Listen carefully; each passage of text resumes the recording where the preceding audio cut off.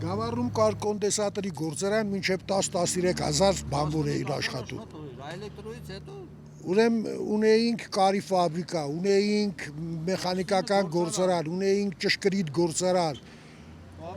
կաբելի գործարան, կարի ֆաբրիկա, տրիկոտաժը, տեսեք հələ թվարկելով չեմ հասցնում ասեմ, այսօր ինչը կա։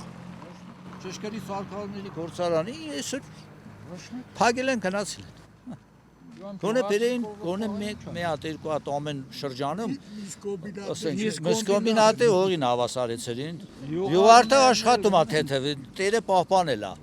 Պահպանել է աշխատում է, բանիր են արտադրում։ Հա, բայց մնացածը զրոյից հավասարեցրին, զրոյի հավասարեցրին։ Գնացեք տեսեք, մսի կոմբինատի տեղը կգտնեք։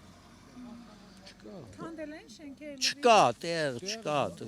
Կոնդենսատորների գործարանը 11000 բանվոր, 13000 հայ-էլեկտրոն էր աշխատում ժամանակին, 11000 կոնդենսատորների գործարան։ Էն էլ է, շուտով արդեն հավասարվի բանը։ Մարտունա, ես 25 տարին եմ աշխատում։ Մարտունա ստեղ աշխատում։ Դրա մասին պետք է մտածեն, թե չէ ասֆալտ են արել, հետո եսի ինչ են արել, խոսքերով ասենք երկիր չես ժողովրդին չես կերակրի։